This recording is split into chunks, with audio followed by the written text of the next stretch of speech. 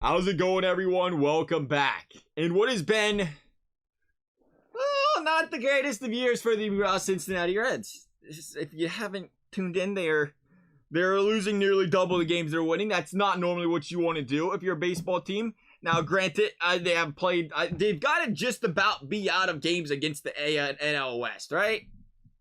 I mean, with the exception, did they sweep the D-backs once?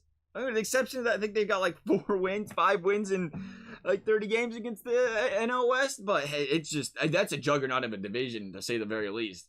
Nonetheless, there's not been a lot of bright spots to talk about as far as playoffs or winning's concerned if you're the Reds. But you know what? The beautiful thing is when you have teams like this, you get a chance to get these younger guys in a lineup. You get a chance to really let these guys just play through their struggles and try to grow without having some sort of overhead, some sort of super talented couple of guys that are just kind of blocking their way onto the field and allowing these younger guys to develop.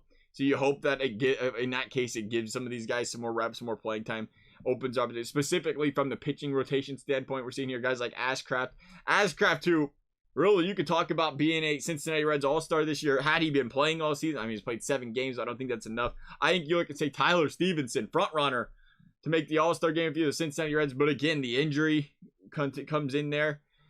Is he going to be back to play? You'd be rushing him back if he did play then. Then nonetheless, I think you look and say, okay, he's missed a month and a half. I don't think you consider him for the All-Star game due to the injury. And then that leaves us with a couple guys. Yeah, first of all, Brandon Drury. I honestly, the guy I thought we brought it up at the beginning of the year, the guy that should have been playing, should have been starting an opening day, found a way to rotate it around in this lineup, get Kino out of there and get this guy playing. That was day one, but it did take a little bit for Drury to get going. He was batting .230 in April. We've seen upper 230s in May there, and it really started getting going here in the month of June. But I think, you wanted to see him get some reps. He wasn't really getting consistent playing time there at the beginning of the season. Once he did start getting that consistent playing time, he looked like a really good ball player. And that's what I loved to an extent. I wasn't a big fan. Obviously, you don't want to see Castellanos go. You don't want to see Winker go. But I did love some of these Reds pickups in the offseason. Some of these quiet pickups like Drury. Guys that have proven they can bat .270, .280. Might not be the biggest power guys, but they've proven they can get on base and help teams win baseball games. Reds offense has picked up a little bit lately compared to how sluggish it was to start the season. Guys like Drury, guys like Kyle Farmer that have been hot in the month of June. Farmer a little bit more consistent though. He's batting .250, .260 the first 2 months of the year. I like looking at the consistency because both these guys are batting north of 300 in the month of June. Both these guys are hitting the ball exceptionally well in the month of June, bringing their averages up. Farmer .282, Drury around .270 right now. I love Kyle Farmer though.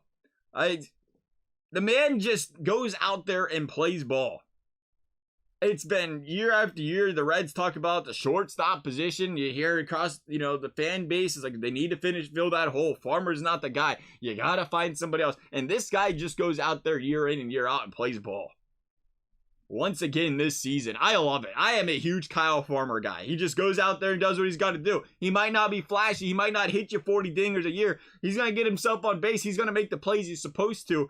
And I think Kyle Farmer, right now, is your front runner to be the Reds nominated All-Star this season. From a consistency standpoint, he's been the most consistent throughout the year. Again, April was a really sluggish start for everybody on this team. And to see Kyle Farmer was kind of not horrible, again, 250s there, and to see him really start to come together. We know the way this guy plays. We've seen it last year for a short stretch. A lot of these guys took their turn last year going on stretches, just carrying this team offensively. And Kyle Farmer is another guy that's got that ability to do so. And I love it. I think Kyle Farmer, all things considered, is named, unless you look at a guy like, you could look at a guy like Diaz, but I don't know how much credibility they put into a guy like Diaz, being that he wasn't like some, profound closer or something throughout the first half. I love that guy's future though. I think that's the future back end of the bullpen for this Reds team. We're gonna say Kyle Farmer though is the guy that's gonna be the deserving nodded player for the All-Star game, for the 2022 All-Star game. Love to hear you guys' thoughts. So you guys got Reds All-Star this season. Probably just gonna get one. Thank you guys for watching. We'll see you next time.